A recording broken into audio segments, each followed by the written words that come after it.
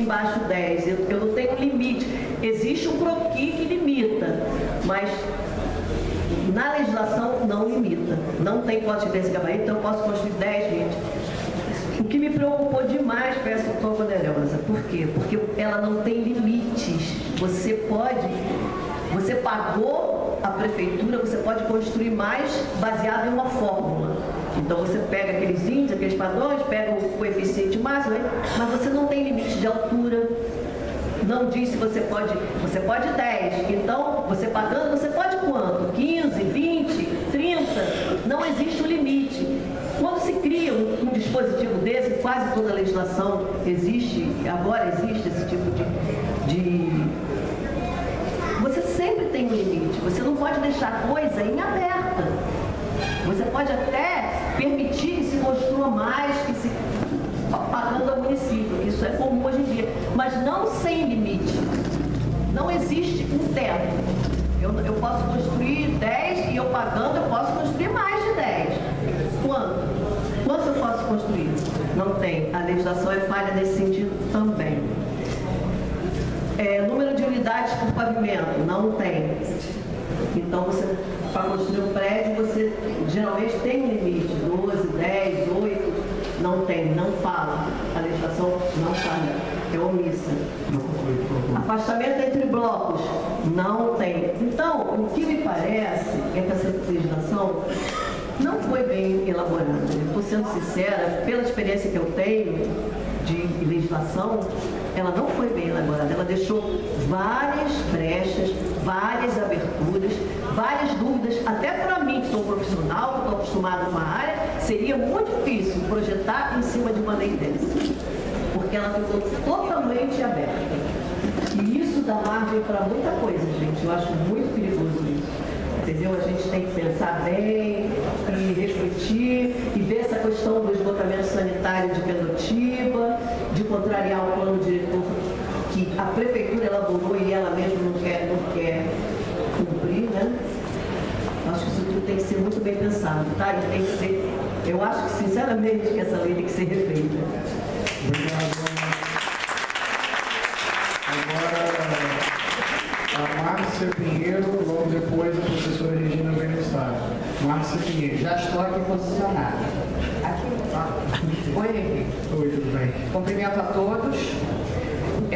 Eu fui professora e tiro meu chapéu para o Bruno, que nos deu uma aula agora de síntese daquilo que a população está interessada. Eu sou arquiteta e urbanista, só que eu nunca atuei em urbanismo, então eu não abro a boca aqui. Mas como moradora eu tenho o direito de fazer perguntas. E eu queria dirigir minhas perguntas ao Renato. Renato, por que eu foco no carro nessa palestra? O que o PUR evitará de engarrafamento? A quantidade de carros em São Francisco, eu estou preocupadíssima com os moradores de São Francisco, sabe? Porque eles tinham que estar aqui. O que estão gerando para eles de problema é assustador. Terceira pergunta, o que de infraestrutura deixará de ser necessário com essa verticalização? O que deixará? O que melhorará? Agora, coisas menores. Eu vi na planta que a zona residencial 1, onde o meu terreno se localiza, tem muitas árvores. Eu mesmo, depois que fui para lá, plantei muito, né? E ele aparece nu. Atrás do meu terreno tem a Praça da Fonte. Ela não está identificada em lugar nenhum. Essa fonte abasteceu o meu loteamento até a implantação das águas de Niterói, do sistema de águas. Ela está morrendo. Então eu pergunto, por que um terreno da zona residencial 1 é enquadrado como nu? Essas são as perguntas que eu queria fazer.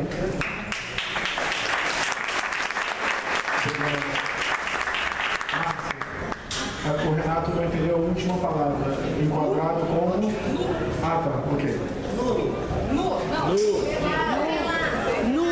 Professora Regina Berenstein, depois de Valdo de Conceição.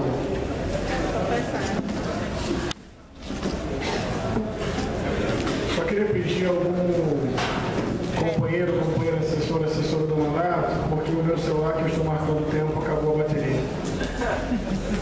Boa noite a todas e todos. Bom, eu queria começar, a gente já começou a detalhar a lei, né? Mas eu queria dar um passo atrás e dizer mais uma vez que a gente está botando a carroça diante dos bois. Na verdade, as perguntas que começaram a aparecer aqui mostram muito claramente que, em primeiro lugar, deveríamos estar revendo única e exclusivamente a lei maior que dita como que cidade queremos. Eu sei que para alguns essa é uma observação chata, porque a gente repete a toda a audiência, mas acho que considero que seja uma observação importante, porque ela diz bem que tipo de planejamento estamos implantando nesta cidade.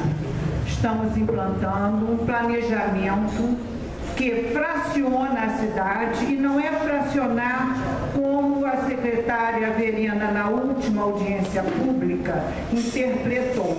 Uma coisa é dividirmos o nosso território em sub-regiões.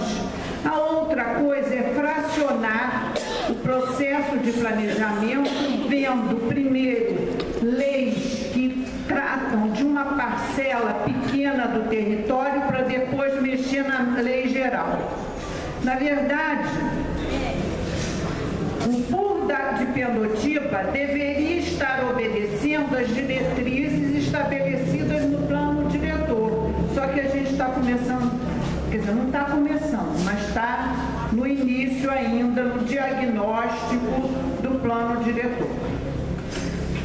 Se nós estivéssemos fazendo a revisão do plano diretor, a gente poderia conversar com o Renato Barandier sobre o automóvel, sobre o adensamento ou não, sobre a cidade compacta, sobre a cidade espraiada. Porque uma coisa que eu acredito que nenhum cidadão niteroiense quer são 5 zonas com ocupação igual. As zonas são, por suas características físicas e sociais, diferentes. E é assim que a cidade se enriquece. Então, uma coisa é esse processo de planejamento, que eu acho que tem que ser assumido.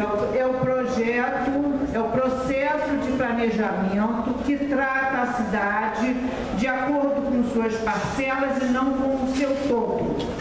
E que dá uma ênfase muito grande ao tratamento para torná-la melhor e vendê-la melhor no mercado de cidade. É esse o planejamento que estamos adotando. A outra observação que eu queria fazer é sobre processo participativo. Processo participativo só existe quando o poder público tem a disposição, a disponibilidade e a vontade de dividir poder de decisão com a população. Eu tenho acompanhado todas as audiências públicas, eu sou conselheira no Conselho de Política Urbana e eu devo dizer, mais uma vez, que eu não vejo essa disposição. Eu sei que o Renato depois vai dizer que mudou a OLC, porque eu, pessoalmente, como professora da UF, pedi para alterar. O que foi alterado, mesmo que não fosse alterado, não seria usado para implantar nada da OLC, porque são os terrenos da UF. Então, mas eu não vejo uma disposição. Na verdade, eu vi um momento de disposição que me deu esperança, que foi quando discutimos as diretrizes para o PUR. Que nossas diretrizes foram aceitas. Mas aí, quando a gente pega a lei, a gente vê que as diretrizes pouco têm a ver com o conteúdo da lei. E eu vou dar, assim, um exemplo que eu acho que é, para mim, fundamental, porque esta é a área do meu trabalho. Está lá escrito como uma das diretrizes, aliás, como não poderia deixar de ser, cumprir garantir a função social da propriedade e da cidade. Quando a gente vai buscar algum instrumento que possa garantir isso, não vemos nenhum. Porque não vemos sequer a menção em parcelamento compulsório, ocupação compulsória, e não vejo nem a menção a IPTU progressivo. E não vejo nenhuma área vazia para ser usada para habitação de interesse social. Mas se a gente desse uma imagem melhor do que foi projetada aqui, nós veríamos a proporção das áreas populares que nós temos em Pendotiba. E pouco, aliás, está sendo feita uma grande confusão na hora de tratar das áreas populares, porque estão, a lei junta no papel, quer dizer, teoricamente, áreas vazias com áreas ocupadas, como se o tratamento fosse igual. Não é. Temos que ver cada tipo de área de interesse social e fazer as propostas de acordo com o tipo. Não vi também todas as áreas ocupadas por população de baixa renda marcadas. E aí eu vou citar uma única, que eu conheço porque já trabalhei lá, Jardim Boa Esperança, um loteamento clandestino que está como uma zona e que vai rapidamente ser, a população que mora ali vai ser vítima de um processo que a gente chama de expulsão branca, ou, falando modernamente, gentrificação. Porque o valor da terra vai subir e eles vão sair dali, naturalmente, como um processo de mercado.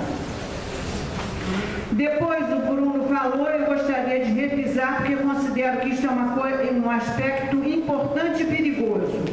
Muita coisa é deixada para o técnico que vai vai examinar o projeto, a decisão na mão dele. Não deve ser assim. Não é o técnico da prefeitura que decide como vai julgar ou não, aprovar ou não os projetos. Depois, mais uma coisa que está se tornando um vício, e não é só aqui, é jogar para depois as decisões que são conflitantes, especialmente aquelas que conflitam com o capital imobiliário. Estamos deixando mais uma vez para uma lei para ser feita depois. Na verdade, o PUR não parece o PUR, parece uma lei genérica, ainda genérica. Não temos o georreferenciamento das áreas. Então, se eu tenho um mapa e numa escala, eu tenho um limite. Se eu tenho outra escala, esse limite vai para outro lugar. Porque você não tem exatamente onde estão as linhas limites. É isso.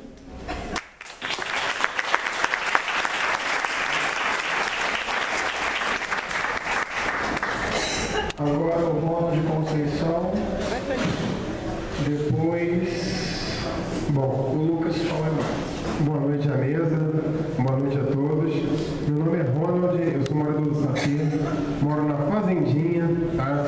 E eu venho, tá, desde o ano passado, participando, né, do PUR, inclusive das oficinas que tiveram no Maceió, lá no Maria Paula, e a gente percebe, né, que houveram a participação de vários moradores naquelas oficinas e eu não presenciei, né, nenhuma publicação, apresentação aqui dessas propostas que foram apresentadas pelos moradores do Sapê, do Matapaca, do Maceió, tá? Então a gente gostaria de colocar esse ponto aqui, né?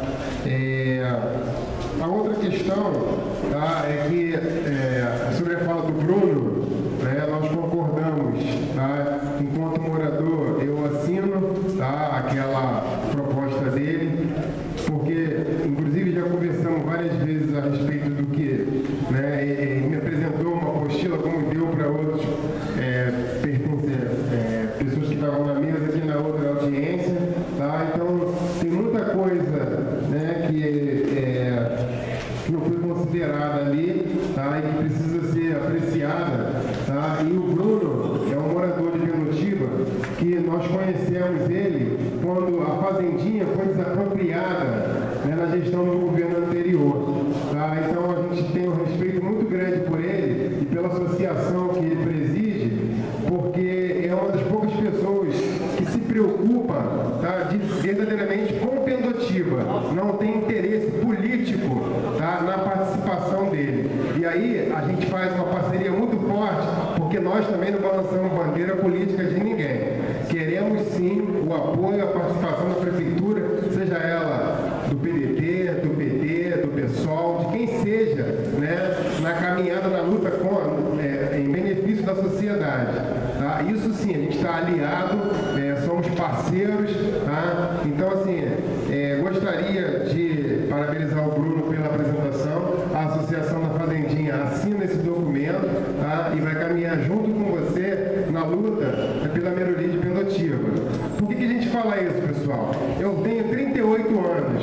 A minha avó nasceu em 1930, lá na Fazendinha. Tá? Existem processos lá dentro da comunidade de mais de 20 anos de uso capião e até hoje não foi, né, sequer julgado.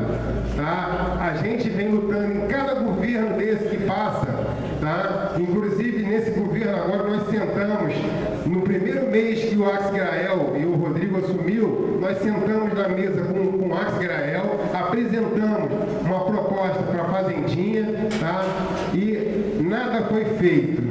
Tá? Então a gente acredita que a hora de mudar é agora, mas que o PUR, tá, não deve ser feito agora, porque a quantidade de erro que tem, tá, dentro do processo compromete para nós que moramos na cidade. Tá? Então a pergunta que eu faço à mesa é para quem é esse plano, tá? E, né, se as comunidades vão participar desse plano.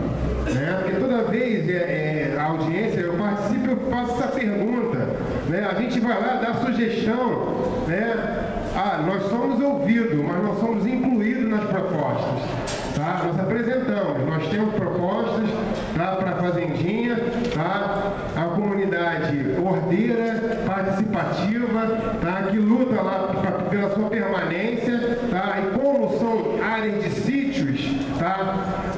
O interesse, né, pela especulação é tirar os moradores de lá, mas nós vamos lutar até a vitória chegar. Tá? Então fica a pergunta para quem é esse plano, né, e se vai ser incluído aí as comunidades na proposta. Inclusive, tá, nós tivemos uma operação, tá, da prefeitura em dezembro do ano passado e repetiu, né, os trabalhos permaneceram nesse ano, no início desse ano, e a comunidade está apreensiva, né, aguardando uma resposta da prefeitura. Tá? Então, o que vai ser, né, da Travessa 1, tá? Que está lá com medo, né, assustada. A gente gostaria de saber qual é a proposta, né, porque foram lá, disse que eram invasores, que tinha uma série de questões. A gente está aguardando uma resposta oficial da prefeitura. Ok? Eu agradeço aí a oportunidade. Uma boa noite a todos.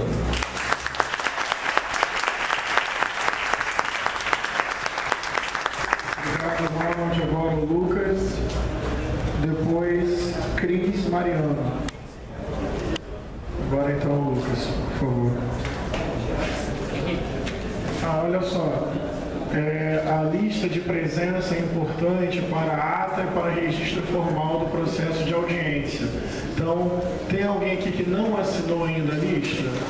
Então, ali com o Daniel, por favor, assinar. É importante porque fica tudo bem registrado, tá?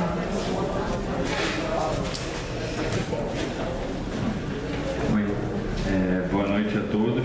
Eu sou Lucas, sou arquiteto, urbanista e trabalho no mandato do deputado estadual, Flávio Serafim. E a gente tem acompanhado bastante as discussões do FOPUR, né, do Fórum de Política Urbana da cidade.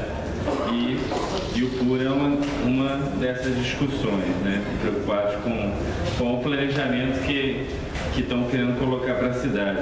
Mas eu me inscrevi mais para tirar algumas dúvidas. A lei, a gente tem algumas dúvidas assim que podem parecer conceitos técnicos ou erros, né, simplesmente, mas na verdade depois que isso vira lei, o trator, a construtora, tudo mais vai adiante. E queria mais alguns esclarecimentos mesmo, porque foi muito falado sobre a questão da demarcação, né, que foram traçadas poligonais, simplesmente paralelas às vias estruturantes, não está muito amarrado.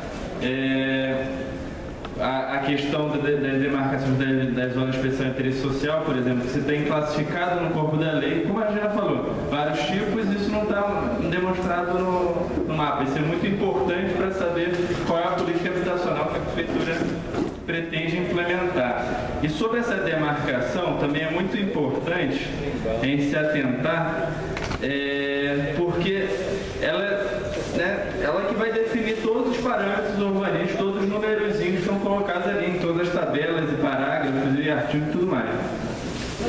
E ainda mais me preocupa quando ela não está bem definida, como quando tem colocado aqui, por exemplo, no artigo 59, no parágrafo 2º, que diz: quando um lote tiver incidência de duas ou mais zonas, se tiver metade para lá, metade para cá, o seu potencial construtivo será determinado pelo somatório das duas. Qual é o sentido nisso? Se ela está na metade numa zona de estruturação, metade numa zona de centralidade, como é que vai somar o potencial construtivo? Elas são muito privilegiadas, assim, os donos dos terrenos que estão entre essas duas zonas. Outra questão, assim, parece técnica e tudo mais, que foi muito falado sobre que só que aquelas áreas verdinhas, né, zonas de conservação, conservação de preservação e tudo mais. Eu queria entender, porque na zona de conservação da vida silvestre, né, foi estabelecido um parâmetro de 180 de cota de densidade. Então, cota de densidade são domicílios por lote. Você quer preservar essa zona, por que você propõe 180 domicílios em cada lote? Então, mais uma... E outra, para terminar, sobre... Como foi muitas vezes falado aqui, para não ficar repetitivo, essa questão do plano diretor, o PUR antes do plano diretor. Mas apontar por mais um motivo, assim, que parece técnico, mas é muito mais político e econômico, porque é importante ser tratado do plano diretor antes, né?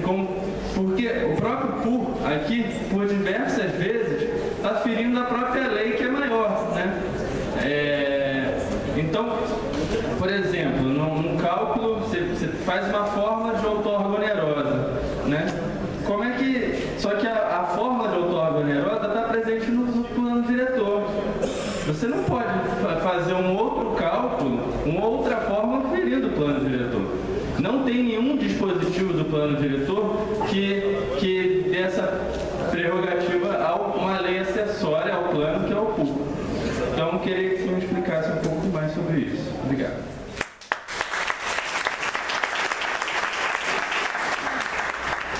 Agora é a Cris, depois o Gerard. Não é isso? Cris e Gerard. Mas 3 inscrições a gente vai entrar na consideração da empresa.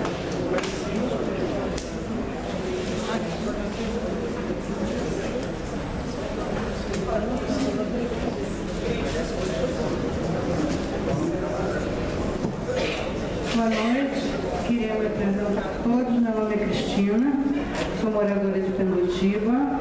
Eu sou engenheira geotécnica, trabalho com áreas de riscos há 40 anos e tenho um mestrado em engenharia ambiental urbana, que exatamente vê essa questão da adequação do urbanismo com o solo e o meio ambiente da região. Não tenho nada a acrescentar ao que o Bruno falou, nem o que a Regina falou. Eu queria só fazer uma pergunta. O Bruno calculou 48 mil pessoas a chegarem em Pendotiba. De acordo com dados do IBGE, nós temos um acréscimo de menos de 2.000 pessoas por ano em Niterói. Isso está na página do IBGE e qualquer um pode consultar. Eu até hoje não consegui entender os dados demográficos que a Prefeitura trouxe, um crescimento absurdo em Tendotiba, porque se juntar todo mundo que chega em Niterói, aí pode ser que dê o que cresce, o que eles dizem que Tendotiba cresce, mas eu acredito que não venha todo mundo para Niterói. Então, se são 48.000 pessoas a 2.000 pessoas por ano, num cálculo simples, são 24 anos para povoar todos esses apartamentos de luxo que querem fazer aqui. Apenas na região de Tendotiba, que já foi urbanizada, mal, mas foi embelezada, foi arrumada. É aquilo que os incorporadores querem para botar seus apartamentos de luxo e venderem por preços altos. O resto da região não foi falado.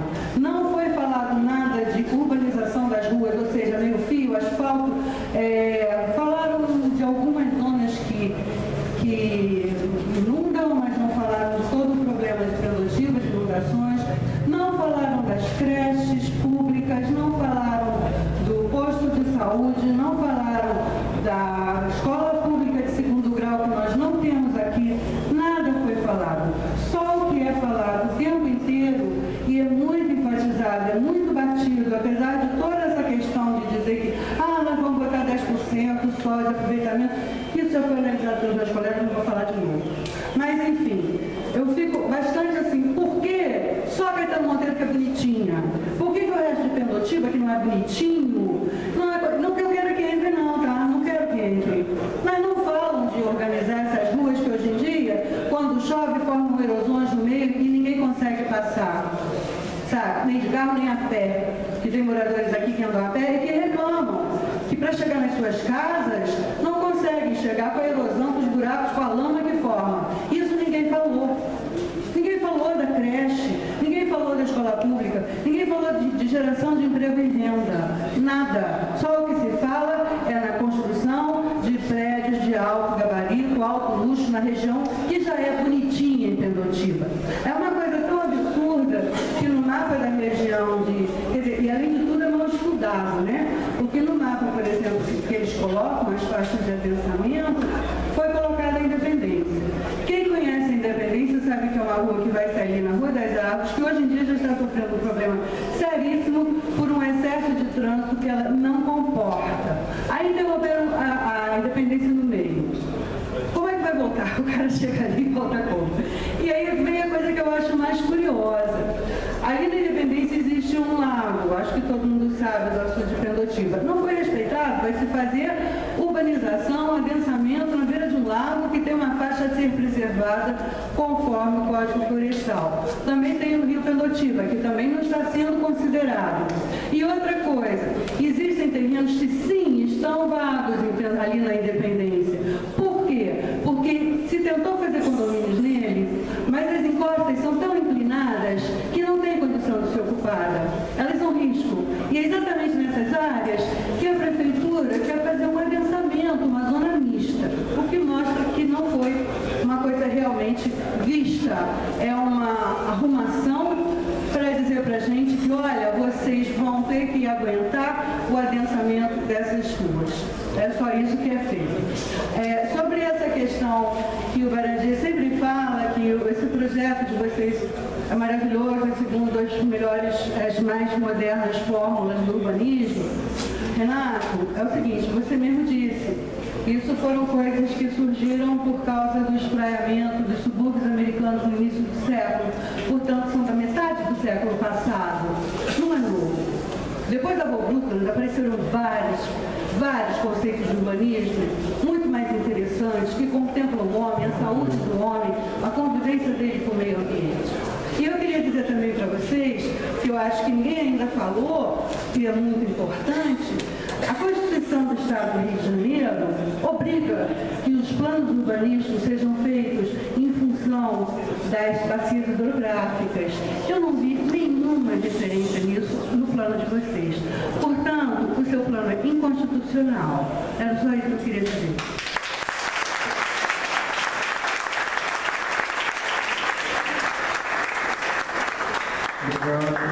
o Gerard Sardo, depois o Ney Carvalho. Bom, boa noite a todos. Meu nome é Guerra Sardo, sou ambientalista. Não sou morador de Pendotiba, mas sou cidadão de Niterói e sempre busco observar as áreas verdes da cidade. Infelizmente, no plano definido no PUR, nós temos as ZPVS, as ZCVS, as Zonas de Preservação e Conservação da Natureza, que não atendem, no meu entendimento, a necessidade da gestão ambiental do município. Então, eu acho que a gente tem que buscar saber quais são as responsabilidades da Prefeitura de Niterói em relação à gestão ambiental do município, porque ela tem, nos últimos anos, deixado essa responsabilidade para o INEA, para o IBAMA, e o que ela vem fazendo, afinal, em defesa do meio ambiente na cidade? Absolutamente nada. E quando a gente vê um plano urbanístico regional sendo definido, aonde nada se propõe em termos de responsabilidade por parte do município, eu fico preocupado, porque como foi dito aqui recentemente, em alguns pontos dessas ZCVS, tem previsão de ocupação urbana. Então, o que ZCVS é essa que tem ocupação urbana? Realmente é uma situação constrangedora sobre o aspecto de quem quer a preservação da natureza. Então, eu gostaria de chamar a atenção de todos para que realmente se mobilizem a cada momento no sentido de buscar um PUR que atenda a necessidade de todos vocês que são moradores daqui.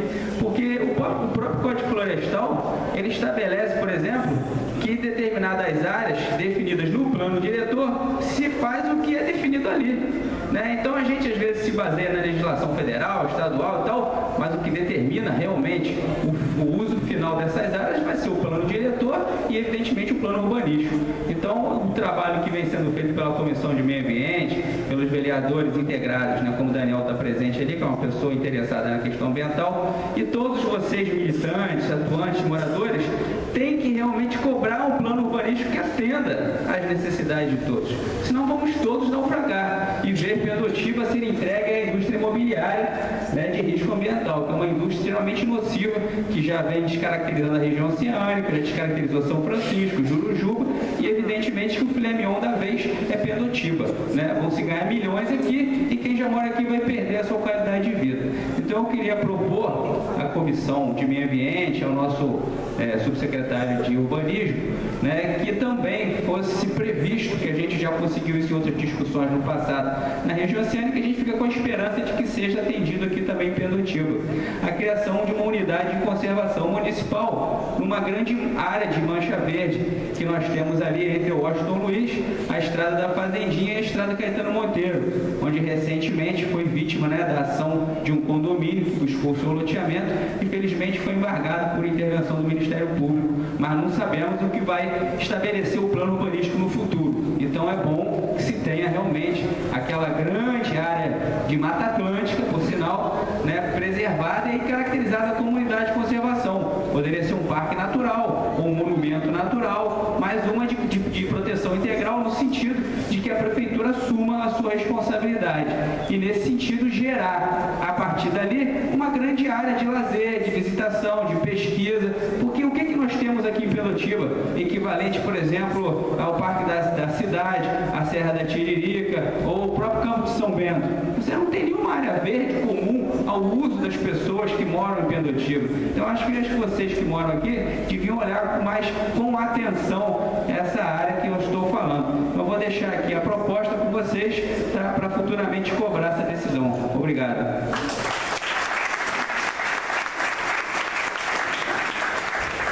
Agora o Ney Carvalho para encerrar essa fase curta.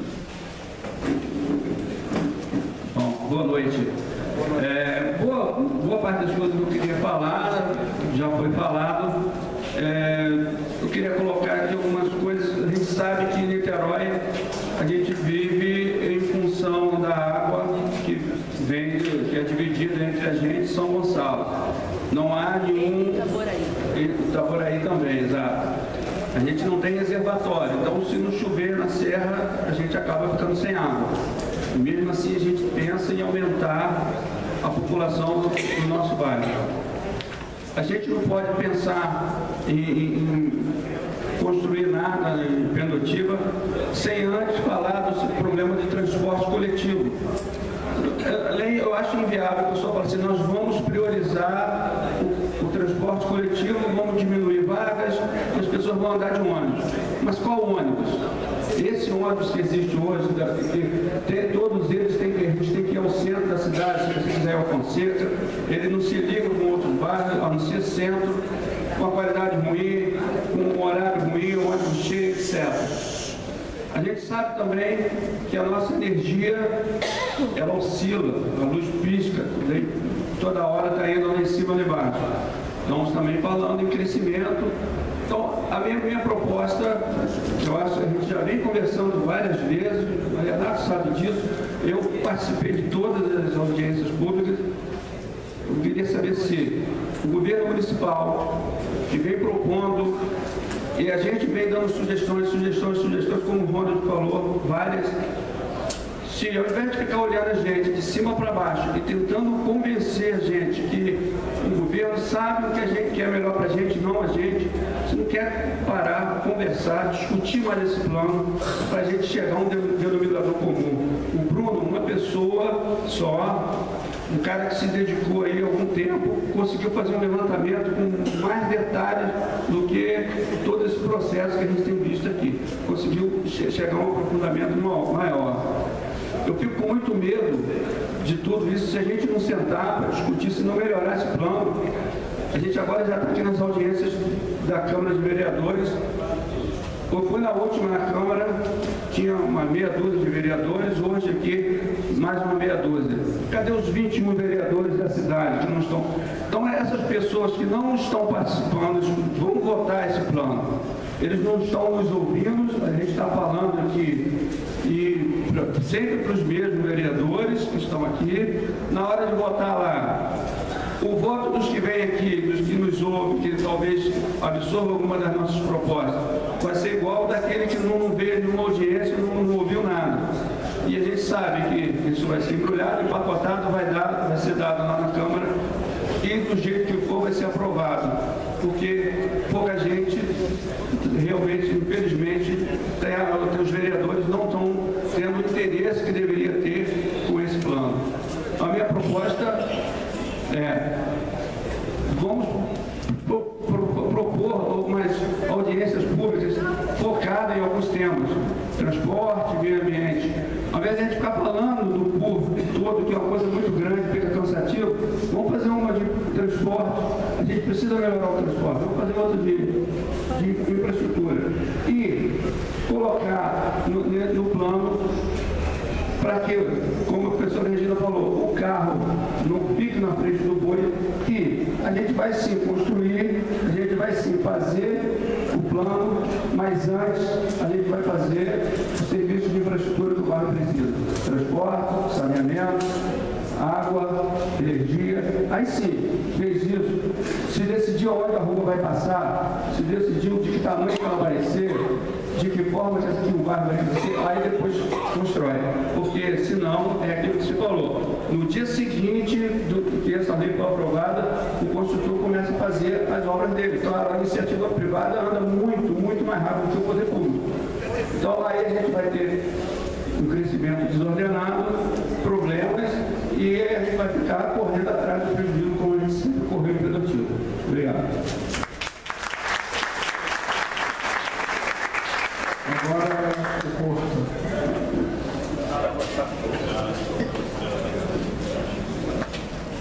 Boa noite a todos. Esse senhor falou com relação ao transporte. Eu vim agora num ônibus superlotado. Vocês, quatro pegam um táxi no ponto Sem Réis, vai até Niterói, vai custar mais barato do que a passagem. Para 4 pessoas. Lá atrás, que tem alguns dias a mais, deve se lembrar que nós tínhamos a meia passagem. Depois, o bilhete único, quando ele foi instituído, lá no Espírito Santo, nós implantamos o bilhete único em 1989, 1990. Foi quando nós implantamos. Porque você roda toda a grande Vitória, quem conhece Vitória, o Espírito Santo, a filosofia do bilhete único.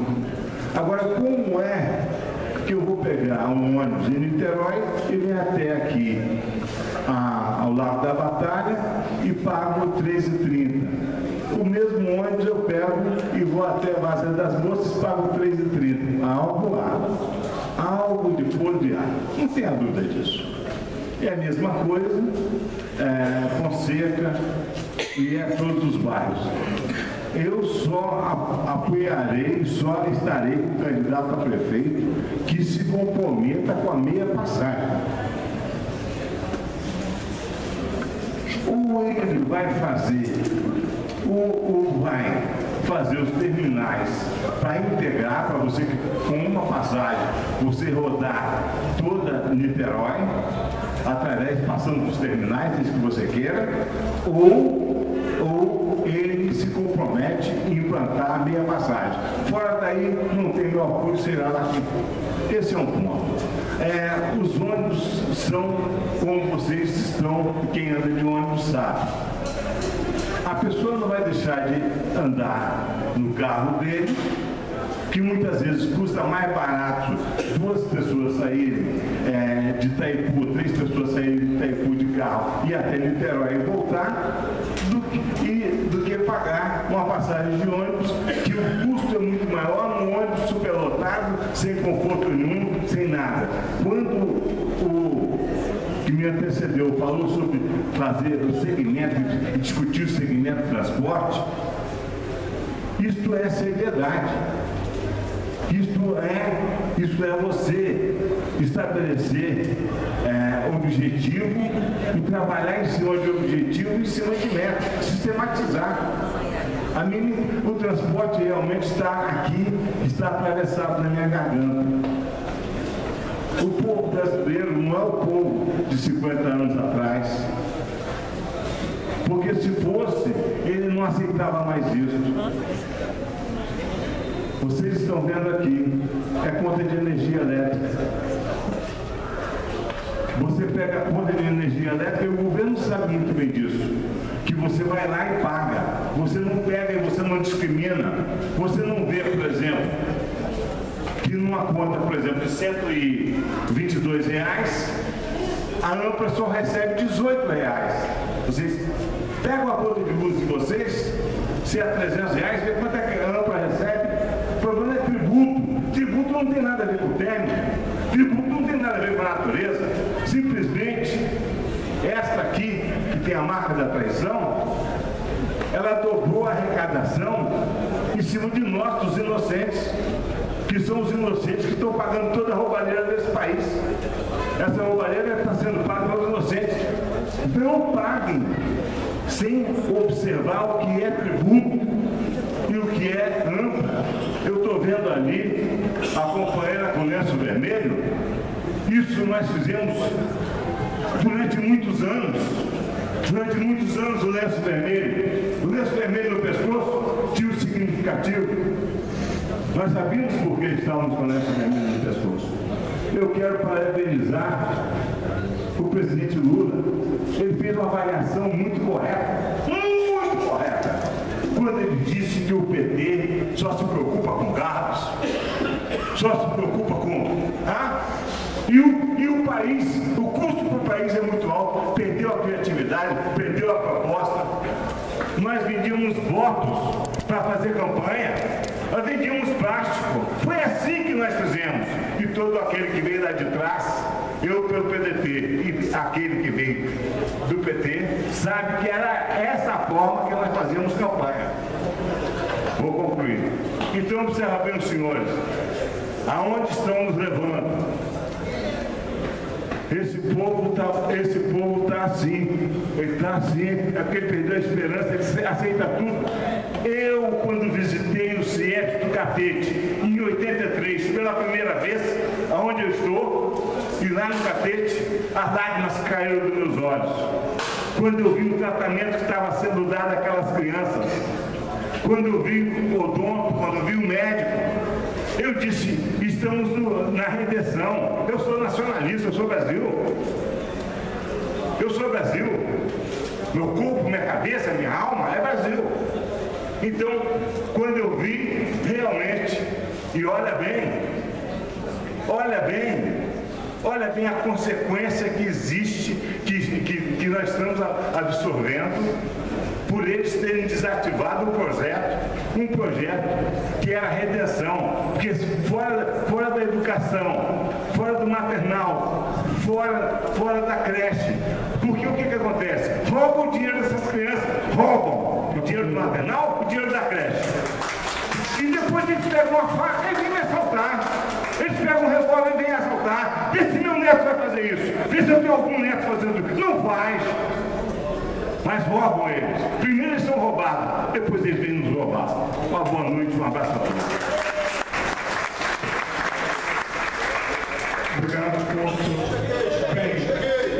Cheguei na atividade, cheguei. É o seguinte, nós temos aqui mais 3 pessoas inscritas no segundo bloco. Cadê a Laura França? Só para ela. A Laura está lá. Aí quem mais quiser se inscrever para o segundo bloco é ir com a Laura França, que agora a ideia é a gente ter comentários aqui da mesa. Eu apenas tenho 2 perguntas que eu vou encaminhar formalmente aqui como presidente da Comissão de Meio Ambiente. A primeira pergunta é se a Prefeitura já foi notificada formalmente com relação à ação da Justiça e se foi, qual é o entendimento e a posição da Prefeitura quanto a isso, que acho que é uma demanda que perpassa toda a audiência. E uma segunda colocação aqui é uma proposta que eu quero saber qual é o entendimento da Prefeitura. Existe um dispositivo na lei orgânica que precisa ser até aperfeiçoado e regulamentado. Inclusive tem uma proposta nossa lá na Câmara para descrever melhor esse mecanismo, mas existe lá, está previsto o mecanismo do referendo.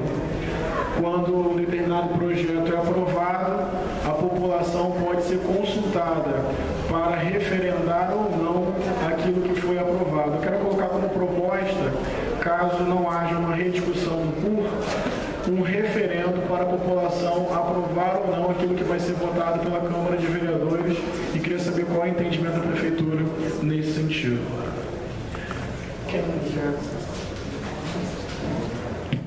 Renato Barandier. Bom, queria agradecer todos os comentários que foram feitos aqui. Acho que o espírito da audiência tem que ser esse, de colocar dúvidas para serem respondidas e que todos nós tenhamos um acordo sobre o que está sendo proposto. Antes de responder a todos os que foram respondidos, que fizeram perguntas aqui, eu quero responder ao presidente da mesa, o vereador Henrique Vieira. Como ele diz, a pergunta dele antecede toda a discussão. Se a Prefeitura foi notificada da determinação da Justiça.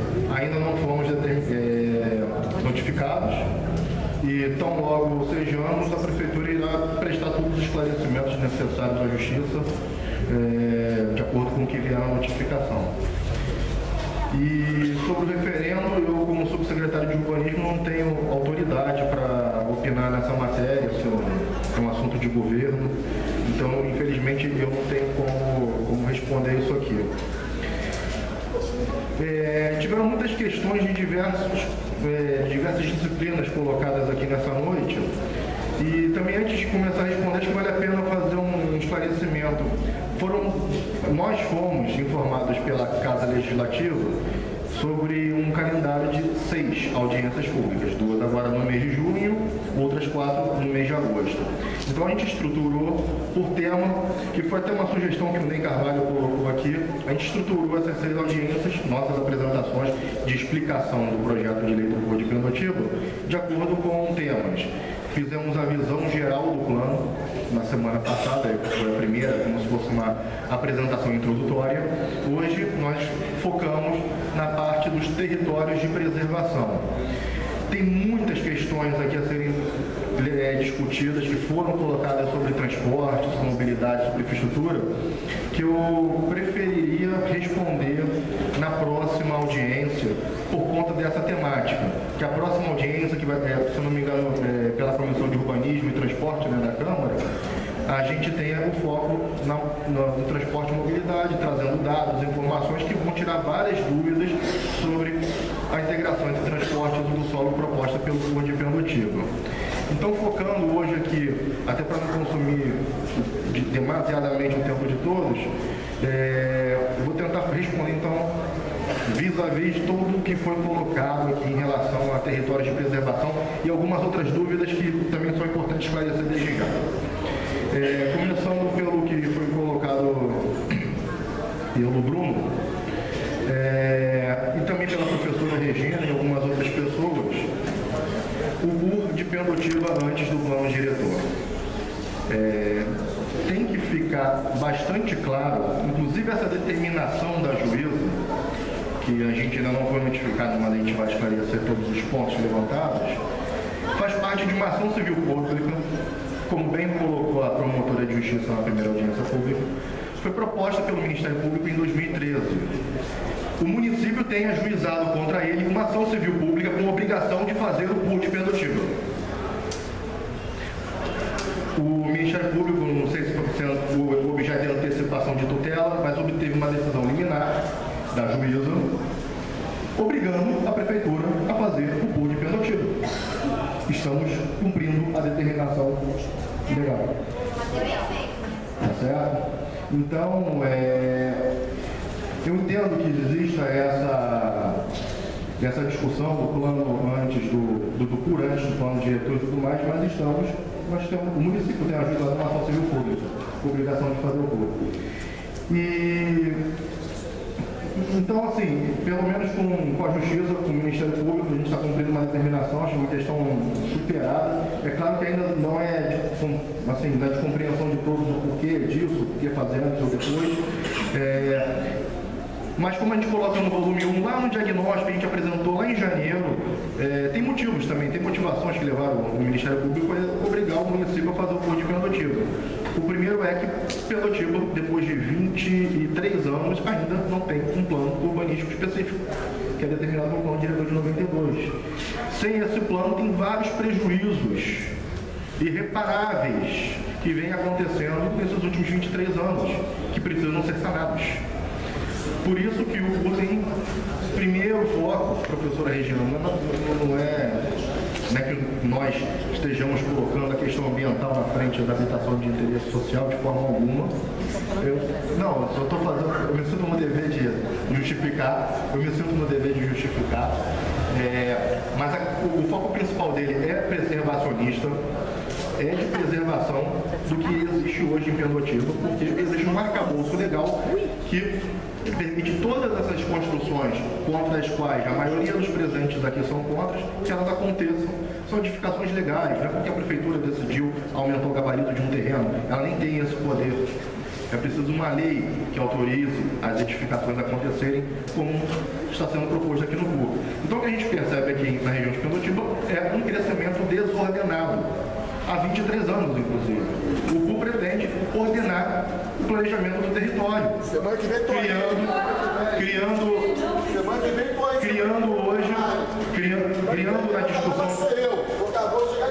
criando na discussão de hoje, a gente vai entrar depois nos territórios de estruturação e qualificação, mas pelo tema de hoje, criando primeiramente os territórios de preservação, que correspondem a 84% do território de Pendotiba.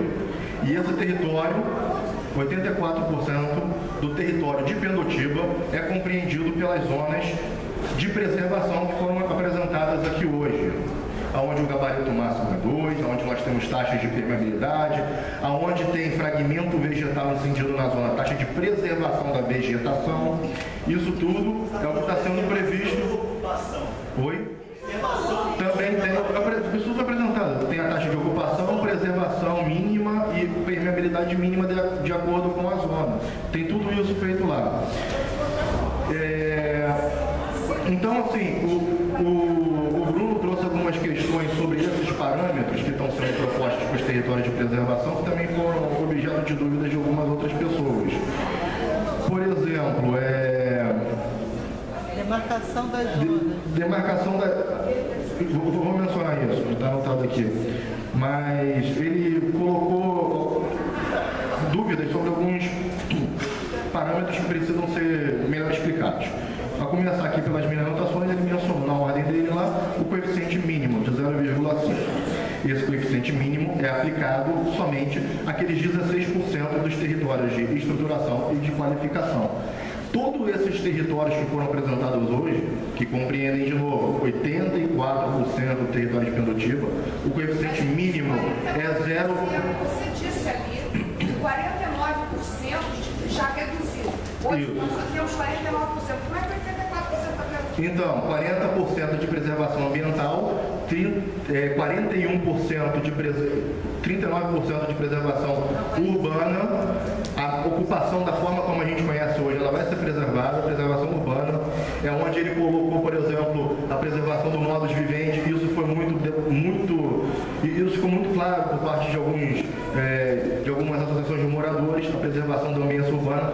Então, dos 49% de fragmentos naturais remanescentes, 40% estão dentro das zonas de preservação ambiental. Nós temos, além dessas zonas, 39% de zonas de preservação urbana.